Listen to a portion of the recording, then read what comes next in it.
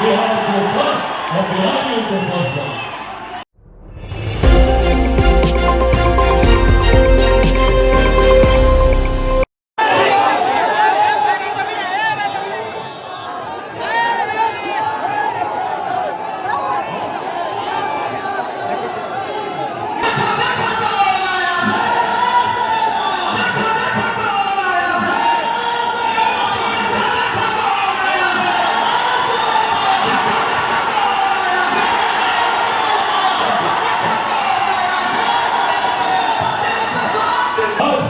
जब चिराग पासवान वापस बिहार लौटना चाहता है तो कईयों को तकलीफ होती है, कईयों की चिंता रहती है, क्योंकि ये वही लोग हैं जिन्होंने 90 के दशक में लाखों बिहारियों को पलायन करने पे मजबूर किया।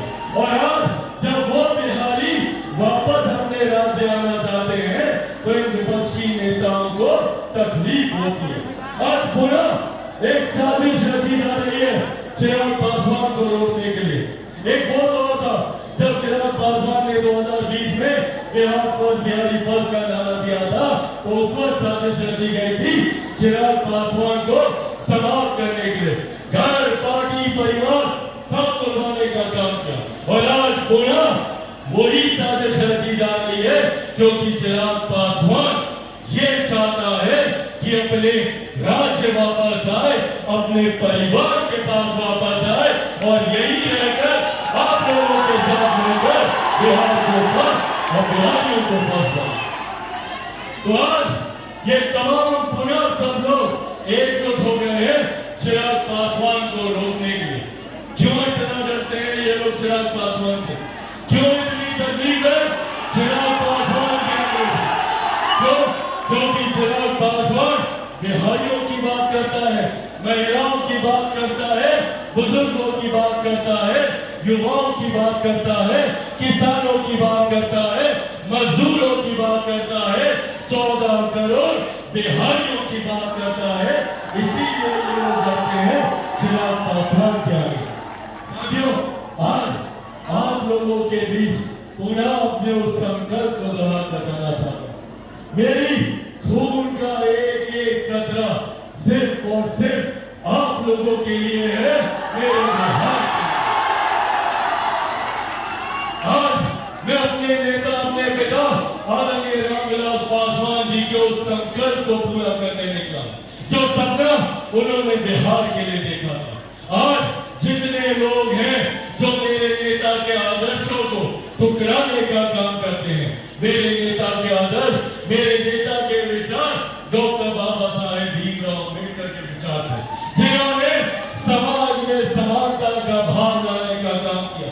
जैसे उनके ऊपर अत्याचार किया जाता था, ये था वो आपातकाल का काला दौर, जिसकी यातनाएं आज हर उस नेता ने झेली है जो इस विपक्षी गठबंधन का समर्थन करने का काम करता है।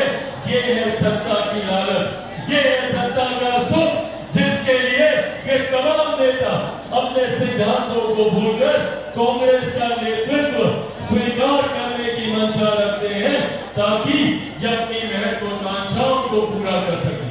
और जब बिहार आते हैं तो ये तमाम नेता कांग्रेस के नेताओं का स्वागत करते हैं। बताएं तेजस्वी जी कि क्या अब राहुल जी से आपके पिता के साथ हुए अत्याचारों के लिए माफी मांगने को कहेंगे? क्या अब राहुल जी से पूछेंगे कि क्यों इतने लंबे समय तक पिछड़े वर्ग से आने वाले लोगों के साथ अन्याय करने का काम किया? मंडल कमीशन की रिपोर्ट 10 साल तक इंदिरा जी के पास और उसके बाद राजीव गांधी जी के पास ठंडे बस्ते में पड़ी है। 79 में मंडल कमीशन की रिपोर्ट आई थी, पर मंडल कमीशन की उस रिपोर्ट को लागू करने का काम किया गया तो वीपी सिंह जी की सरकार में था, जिसमें भाजपा समर्थन कर रही थी। और मेरे नेता, मेरे पिता आदरणीय रामविलास पासवान जी उस सरकार में श्रम एवं कल्याण मंत्री होने की हैसियत से उन्होंने इस मंडल कमीशन की रिपोर्ट को लागू करने का काम किया। पूछे ये सवाल तमाम विपक्ष के नेता जो आज इस तथाकथित एनडीए अलायंस का कि क्यों इन लोगों ने मुसलमानों के साथ अत्याचार करने का काम किया। आज मेरे कई मुसलमान भाई पटना में धरना दे रहे हैं वक्त के खिलाफ कि जो संशोधन हुए, जबकि जो संशोधन किए गए वो गरीब मुसलमानों को उनका हक दिलाने के लिए किए गए, जिसका समर्थन राजद तेजस्वी यादव करते। तो पूछे तेजस्वी जी से कि भैया जब तुर्कमान गेट दिल्ली में आपातकाल के दौरान खाली कराया गया, जिसमें हजारों लाखों की संख्या में मुसलमानों को विस्थापित कर दिल्ली के बाहर सड़क पर गाजियाबाद के पास बैठ दिया गया, क्या उसके लिए राहुल गांधी जी से राजद के नेता माफी मांगने को कहेंगे? साथियों, हकीकत ये जितने जन है ये सिर्फ और सिर्फ सत्ता की लालच में एक दूसरे के साथ, इन लोगों को सिर्फ सत्ता हासिल कर अपने घर परिवार को चमकाना है। आज नेता प्रतिपक्ष तेजस्वी यादव बोलते हैं कि भैया हमको 20 महीने का समय दे दीजिए, हम 20 साल जितना काम करेंगे। भैया अगर आपको 20 महीने का समय दे दिया तो क्या उन 20 महीनों में आप उन गरीबों की जमीन भी वापस लौटाएंगे जो नौकरी के बदले आपने लेने का काम किया?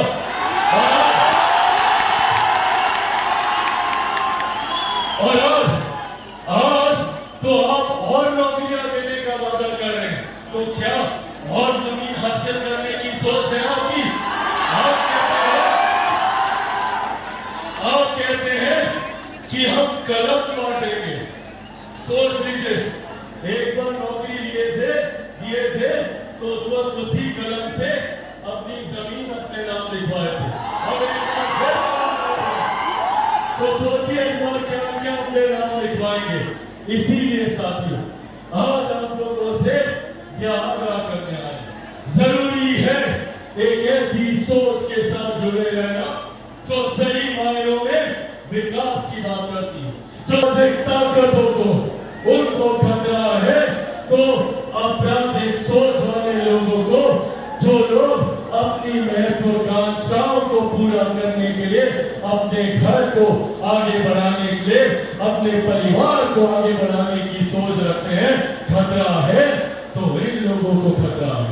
साथियों, मुझ पर कितनी भी ताकत ये लोग आजमा लें, इन्होंने मेरे घर को तोड़ा, सोचा चिराग पासवान टूट जाएगा, नहीं टूटा।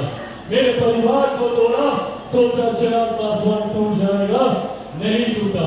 मेरी पार्टी को तोड़ा, सोचा चिराग पासवान टूट जाएगा, नहीं टूटा। क्योंकि जो लोग ये सोचते हैं कि इन बातों से चिराग पासवान टूट जाएगा, वो लोग भूल जाते हैं कि चिराग पासवान एक शेर का बेटा है, ना टूटने वाला हूं ना झुकने वाला हूं, और डरता तो भैया मैं किसी से नहीं।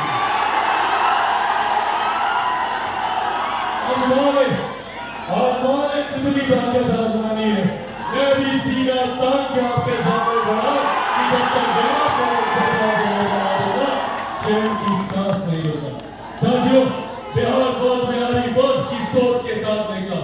मैं चाहता हूं कि मेरे बिहारी युवाओं को अपने ही राज्य, और राज्य में क्यों अपने ही जिले, और जिले में क्यों अपने ही प्रखंड में उनको रोजगार के अवसर मिले, अपने ही पंचायत में उनको रोजगार के अवसर। आज मेरे किसी बच्चे को बिहार से बाहर पढ़ने के लिए ना जाना पड़े, इस सोच के साथ बिहार बस बिहारी बस काम करता है।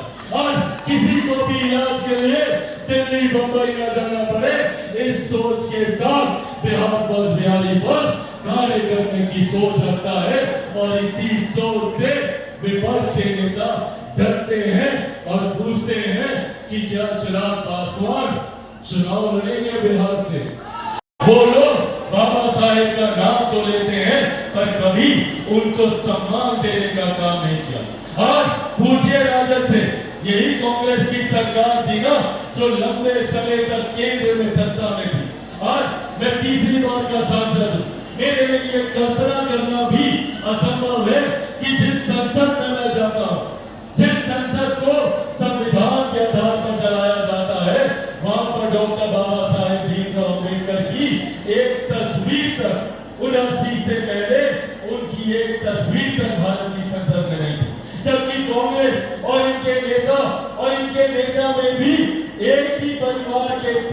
सदस्यों की तस्वीर भारत की संसद में होती थी। उस वक्त पहली बार अगर बाबा साहेब का तैल चित्र भारत की संसद में लगाने का काम अगर किसी ने किया तो वो मेरे नेता आदरणीय रामविलास पासवान जी ने आज हम लोग घर से बोलते हैं भारत रत्न डॉक्टर बाबा साहेब भीमराव अम्बेडकर। उनको भारत रत्न की उपाधि देने का काम मेरे नेता आदरणीय रामविलास पासवान जी ने किया। उनके जन्म दिवस पर छुट्टी की घोषणा करने का काम मेरे नेता आदरणीय रामविलास पासवान जी ने किया।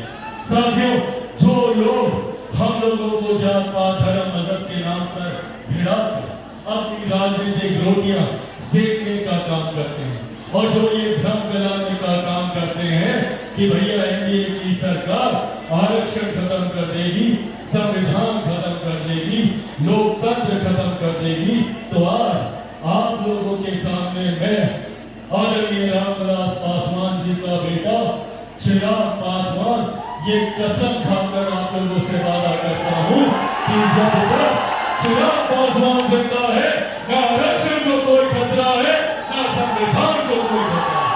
हाँ, मैं चुनाव लड़ूंगा,